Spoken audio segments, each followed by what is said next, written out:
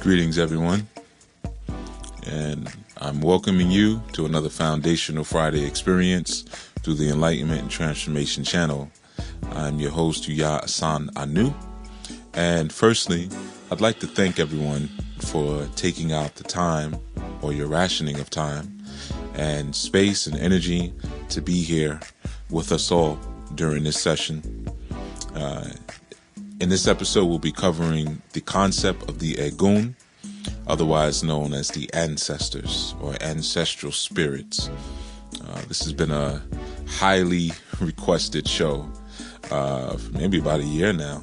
I've been getting requests pretty steady for this one. So, of course, it's been highly anticipated. It's important for everyone to understand this, and that's that I'm bringing you all through a process. Those of you who are registered students of the Anu spiritual training, you are going through several processes at once, especially for those of you who we have more interaction and, you've submitted some of your progress and some of your works to me, then, it's been individualized for you all. But those of you who listen to the show, I know many times when we begin to study or we're introduced to a tradition, because not everyone who listens to this show is Yoruba, and this is not a Yoruba broadcast, though much of what I do does pivot around the Yoruba pantheon or the Orisha pantheon and its philosophies and calculations. But it's important to understand that there's a process. Even in our ancient mystery schools, there was a process of initiation. A student couldn't go to the door and say, I want to learn this, and immediately teachers and grand masters would be led to accommodate them just based on what they think or feel that they should know in the moment. So a lot of times I know I get requests for different shows, and those requests are not ignored, but there's a process and there's a path that I'm bringing all of the listeners through, and it's a critical path. All right. And I'm going to address just a small piece of just collective housekeeping for the learning community that we all need to stay mindful of. And one of the things that will really block your paths of learning or make you feel like you're in a place where you're just not growing and you're stagnating is the constant propulsion towards discipleship and the constant propulsion towards self-entitlement. And what I mean by that is this. I get a lot of emails, sometimes even voicemails and all different kinds of outreach towards me from people who would like me to individualize my teaching for them. And of course I'm not going to do that. Or from other people who would like to be my disciple.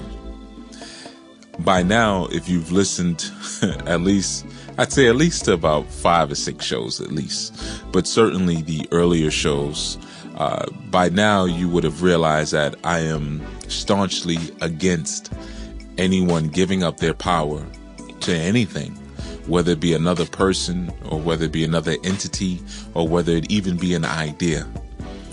You were granted, and there was power Ashe deposited in you for a reason, not to hand off to someone else. Okay, so I don't look for disciples in my work, and I certainly am less inclined to give my sacred jewels to those who feel entitled to them. Okay, so especially those of you who are not students, I have to be honest with you here. If you haven't taken out the energy or the time to sign up for classes, then it's really arrogant of you to assume that you can have an unreasonable amount of my time and tutelage. Okay, so I'm not saying this from a place of frustration, because the reality is, most of my communications with you all is very insulated. And what I mean by that is that, no one has my personal, information in terms of my phone number and things like that. So if it's as easy as a voicemail or email, I can just delete that. But it goes deeper than that. I'm sharing this to you for your own posterity, for your own growth, for you to understand something about what it is to grow in whatever tradition you're in, or for you to grow spiritually. No one's obligated to give you anything, and you shouldn't feel entitled, nor should you give someone a title and try to force them into a position. For example, I tell all of my students, do not call me Baba. Okay? You don't need to do that. Those in my family can call me that, but I'm not your father. Okay? If I adopt you as such, then you can do that. You can call me Haru. You can even call me Yuya, but Haru is most appropriate. Okay? Now, for those, I've said that many times, many have ignored it. So for those who choose to anyway, a lot of times what you're doing is you're trying to create a space for me to go reside in. So now I'll feel a sense of obligation over you because I'm your Baba. That's not going to happen. Okay? I'm giving you the information. I'm giving you the guidance. Every Friday, you even get a free half hour to 45 minutes of concentrated information. The classes are very affordable. My readings are even more affordable. And I'm aware of that. I don't live in a cave somewhere. I don't live under a rock. And I don't wander the earth by foot. I live in a home just like you do. And I have expenses and things that I have to take care of just like you. So I'm very much aware of the value of my time, and I'm very much aware of the value of my information. I want you to understand that. So if I give to you, it's out of grace, not compulsion. Okay? But don't look for it. A lot of you are stagnating yourselves, and I'm seeing it. And this goes not just for my students, those who are not students. My students kind of have a different kind of understanding of me. They know how I teach. But for you other ones, you're so used to people coming with information and either coming from an angle and so you feel you have to get your angle in right away. Or if they're not coming from an angle, all they desire to be is this great community recognized teacher. That's not me at all. I do what I do, and I enjoy what I do, whether I'm recognized for it or not. Okay? So I just want to share that with you, for those of you who have been lazy and not willing to do the work yourselves. I'm not answering base level questions. I'm not doing spirituality 101 with you. If you want that, sign up for the classes, buy my books, go to the Sadulu House page, ask other students questions. If I spend my time, even if it's 10 to 15 minutes, breaking something down to you that I've already explained in a free broadcast or in my book or in my classes, then that takes away from the scholarship and the study that I need to do in order to bring you more information. So you'll end up stagnating me. I'm not going to let that happen. All right. So don't do it to yourself either. All right. I'm very much interested in seeing people grow and seeing people blossom and flourish. But I'm not obligated to your growth. You are. Be accountable for yourself. Okay. So this ties in to our conversation today about the Egun, okay, about the ancestors.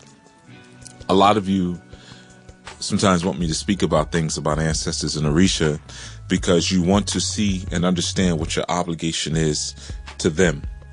So in the same instance, what is your obligation to your ancestors? Okay. Have I set up my shrine properly? Am I saying these prayers correctly? Am I actually getting through? Are they in a comfortable place? Are they in a safe place? These are all the questions that come up during counseling sessions that I have with people. And sometimes in readings, these are the questions that people ask. And this is what's important for you to understand. You came to the planet because you have a mission. In this is where ego shows its value, because it allows you to separate from the ideology of serving the masses to the point that you negate yourself completely. As a soul being, when you came to the planet, you already negated yourself by squeezing all of your humongous consciousness inside of a human vessel that didn't really have all of the wherewithal to even understand you. So imagine that. You're stuck inside of this body that can't even understand you. You're stuck inside of a body that cannot understand you at the soul level. So how do you come to a better place of understanding of yourself at the soul level? Well, within your blood, within your veins, within the rivers of life, Oshun's domain, inside of you, we have ancestral energies, or what we call demons, or damians, meaning hidden substance, or the dark substance. Okay, we covered this a little bit when we covered the jinn. Okay, so they're able to remind you and elucidate some of your past life information. Okay, as we know, we are all ancestors come back to return to balance out our soul's karma. So we come back to balance out our soul's karma. That is our individual mission. Now, your grandfather, your great-grandfather, your great-aunt, and whomever has their own mission. And one of the things you have to be careful of is not to fulfill their mission, but to fulfill your own. This is when people say, I hear voices in my head, and we call them demons. And your job is to be the loudest voice, or at least the most influential voice within your body temple. That is your Ori. Okay, your Ori has to be the most influential voice, because your ancestors are always and constantly trying to get you to do this, get you to do that. I've given this example before. When I got much heavier into my West African studies, I remember sitting at my ancestral Jingili one night, and I told my grandmother that I would serve her in the highest way that I knew that I could. And I asked her what she wanted, and she said, I want you to be a preacher. And I laughed and I said, well, Grandma, I'm not going to do that. That's not going to happen. But I will give you the highest level of what it is that I currently know, even beyond preaching. See, when she transitioned, that was a humongous and great honor, for me to have been a preacher. So this leads me into this other, I'm going to call it mistake that a lot of people make. And this really, it goes along the lines of opinion, but I feel very, very strong. I have a strong opinion about this one. A lot of times when people set up their ancestral shrines, what they do is they put implements on that shrine that their ancestors were highly invested in when they walked the earth. So you'll find Bibles, you'll find Qurans, you'll find Torahs, you'll find Christian crosses, so forth and so on. Even some of the meals, you'll find pig's feet, and whatever else that they ate when they were here. And one of the things that you have to use your own reasoning for is this. Ask yourself if some of those same things that you're putting there are the reason why they're now ancestors. Okay? If you had relatives die from diabetes, and you put a bunch of candied yams and, cornbread and things like that, rice on the shrine, to me that would be offensive. And I would say the same thing for these orthodox religions. Some of these religions are the cause for our ancestors' demise. So your job as one who's continuing the work of your Egun, or of your ancestors is to give them the next level. Why would they want to be stagnated at the ancestral realm that they're at? And there's nothing against ancestors, but if you leave this planet and you find yourself in the ancestral realm, that means you didn't get back home, because the ancestral realm is not home. So what you can do is give strength and energy to your ancestors to get them to the next step. So that way, maybe they don't even have to incarnate back on the earth. Maybe they can go straight from the ancestral realm to back home. Because how do we know that we can do this? Well, let's look at the word Egun. Okay, let's look at the word Egun, which is E-G-U-N. This is a Yoruba word that we use for ancestors. Now, you have two words. You have Egun and Egungun. Many people confuse Egungun. They think that Egungun means Egun, but just in plural. This is untrue. Or they say that Egungun are the ancestors that exist outside of your bloodline. Also untrue. The Egungun is a society. Okay, that's why when you hear about the Egungun society, it's never mentioned as the Egun society. Okay, the Egungun is a group. Their society. All right. The Egun, the word Egun means bone. The word Egun means bone. Okay, why is this significant? Not just because when we think about Baron Samedi in our Voodoo culture, we see the skull and crossbones. It's significant because your blood is made inside of your bones. Blood is created and concocted within your bones. Okay, so now, if blood is made and concocted within our bones, then now we understand the significance of not only Ogun's place, but we also understand the significance of Obatala's place, and we understand the significance of offering blood, or ashe, in the form of blood, or the melanin that exists within the blood. More key, put a star next to that. When we're giving offerings and service to the energies that we work with, because like the Christians say, there's power in the blood. Well, power we know to also be ashe. So let's say there's ashe in the blood, right? But we knew that already, right? That was no secret for most of you listening. But the key is here, you also have life in the blood. Well, which life? Your life? Whose life? All of the lives are in the blood. All of the lives are in the blood. All of the ancestral lifetimes are in the blood. Okay. So how do we begin to pull from these ancestral lifetimes, or we even begin to speak to these ancestral lifetimes? I'll tell you one easy ritual that you can always do to connect to your ancestors. And our indigenous elders still do it and did it, those who are ancestors now on the continent of Akibulan, which we know to be Africa, right?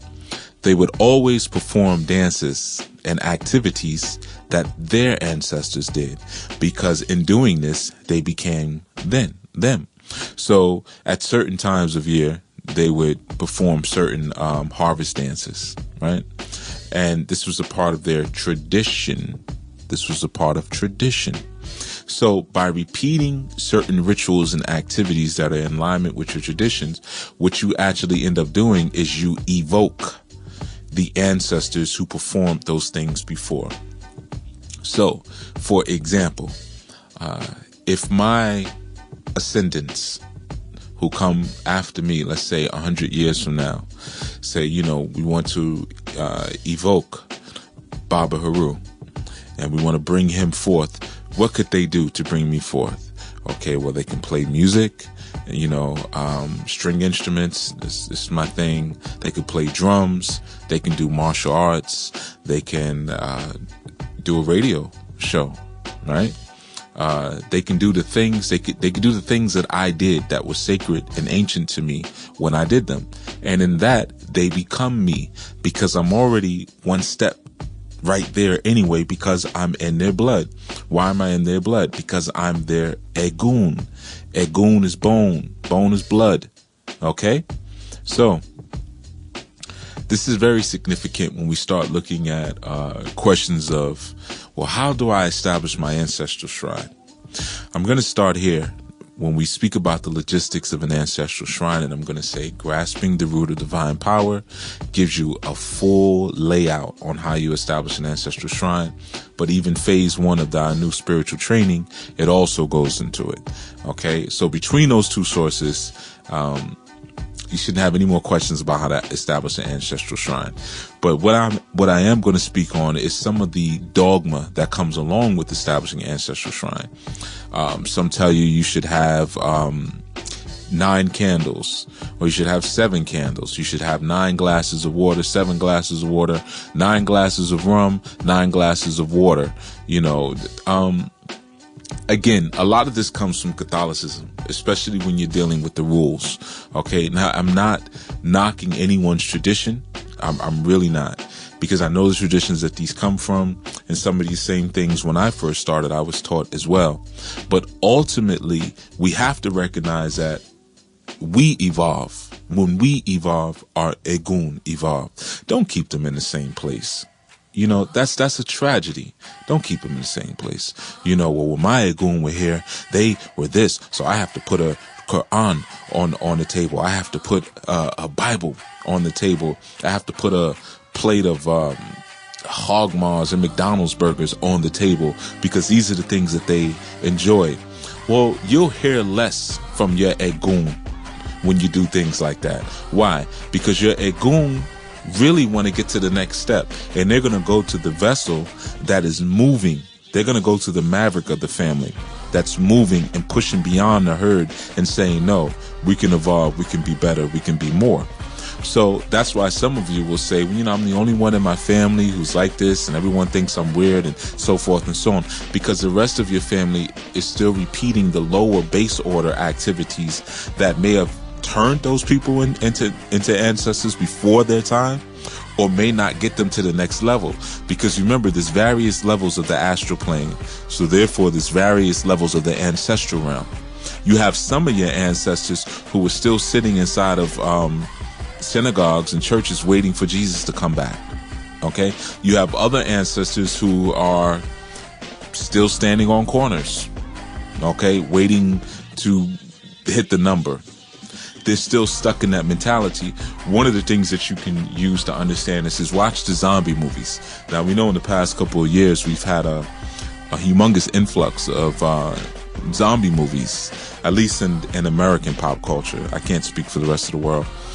And one of the key things you'll recognize that the points that they're making in these films is that even after life in the zombie world, people are still doing the same exact things that they did when they were quote unquote alive, if you want to call that life. So most of the zombie films you'll see, they always end up at a mall. Almost every time the last showdown takes place in a mall, and they're running through the mall and so forth and so on, and the zombies are trying to eat them because they're alive and they have blood, they have life, they still have potential to evolve and expand. Now, you give this up when you repeat the same activities. I can't tell you how many times I've spoken to people and I've said, well, why do you do this? Or what is the meaning behind this? And they say, well, this is what we've always done. This is how I was raised. Well, in this country, many of us were raised wrong. Our parents gave us the best that they knew, and they gave us better than what their parents knew, and so forth and so on down the line. But we have to continue to make leaps and bounds each generation. One thing that my father would always impress upon me when I was younger is that he would always say each generation should do better than the last. So he expected me to do better than he did. That was a charge that I took very seriously, and I'm glad that that is something that was said to me. You don't have to necessarily repeat what I did, or even walk in my footsteps, but stand upon my shoulders. We say this all the time, the ancestors are the shoulders that we stand on. Well, if we're standing on their shoulders, and clearly we're reaching for somewhere that they didn't arrive at. Okay, so your job is to continue the mission of arriving there. The best way to communicate with your ancestors is by continuing the mission that they were on. Okay, you had some ancestors who said, you know what, I want to get healthier, so I'm going to stop drinking regular soda. I'm going to drink diet soda. Okay, well, now we know that that's also cancerous. So we can take that the next step. And we can say, you know what? I'm not going to drink soda at all. I'm going to drink fruit juice. And then you'll learn and say, okay, well, the fruit juice is pasteurized, which makes it cancerous. So I'm not going to drink pasteurized juices. Then we might say, okay, well, certain juices I shouldn't even be drinking at all because they're too acidic, and that acid causes cancer again. So you keep going and you keep going and keep going till you refine and you refine and you refine and you refine. This is what the soul desires to do. So before you begin to study how do I build this and how do I do this ritual or that ritual for the Egun, the first thing you need to study is the dysfunction as well as the function of your Egun in your own personal lineage, because that now represents the function and the function that's not only in your personality but what's in your blood as well, and the things that you have now come to rebalance. Keep in mind that when a soul comes, it comes with a mission of balancing itself out. So it will give you a certain personality that will lend itself to balancing out its own dysfunction, or more so its own damage. Now, some of that damage that has been incurred was incurred by your ancestral energies. As much as we want to glorify and we want to uplift the name of the ancestors, they weren't all conscious and they weren't all righteous. So, but they came still with a mission nonetheless. And your whole journey here is about forming the picture, rounding out the picture, balancing out the picture. Okay, so your personality that you were given to now is not to be suppressed for the will of your ancestors. The personality that you have now is supposed to be glorified and enhanced and augmented through the Ashe blood of your ancestors or of your Egun. Because this personality that you came with, this identity that you came with, whoever and whatever you are in this time, is the tool for you to balance out your ancestral energies. That's your first ritual above any and all things else. Your first ritual is to explore your own personality and to explore who and what your ancestral line has been. Have you been blacksmiths? Have you been clothing designers? Have you been preachers? Have you been shamans? Have you been healers? So forth and so on. Have you been murderers? Have you been rapists? Have you been robbers? Have you been thieves? And if so, what is being balanced out here with each incarnation? Okay? That's so important. Before, again, you begin to go and say, okay, well, I want to do this ritual, I want to do that ritual. Stop always looking to go outside of yourself. Go within your own blood, because in that, you're going within your own Egun. They're the quickest and easiest force to tap into because they're always speaking constantly. All you have to do is just be quiet for a little while. You'll start hearing your blood speak to you. You'll hear the voices. And sometimes you'll think you're crazy. And a lot of times you hear them right before you go into sleep. You'll hear conversations even. You hear them talking to each other. Now it's your opportunity as the last step in their evolution to listen to those conversations, draw up the best parts, and then formulate a plan of action that will bring everyone forward to where they need to be. That is your charge, to carry them to where they need to be, not to go back and repeat their mistakes. And in truth, not to go back and even repeat their glory. The only reason you go back and repeat anything is for a ritual. That's it. So from a ritualistic standpoint, you'll go back and repeat their ancient and primal activities in order to understand them better and in order to evoke them in your life and evoke the highest parts. So repeat the highest parts of what they did. The lower parts should be drained away. They should be filtered out. That's why you came to the planet again, to filter out the old stuff, not to repeat it. Okay, so we'll probably do a part 2 of the Egun, because I know a lot of you wanted me to speak about different rituals and, give you a step-by-step. The book, the classes give you step-by-steps. But aside from that, there's a preparing that you have to do before you even do the step-by-steps. And that's to discover and find the mission first. So with that said, I am Haru Ya Asan Anu. For those interested in classes, head over to saduluhouse.com. That's SADULUHOUSE.com. And you'll find a link there for spiritual training. And you can sign up for classes. Make sure you pick up a copy of Grasping the Root of Divine Power. And for those with even more questions, head over to the Facebook page, click like, and join the community. All right? Peace.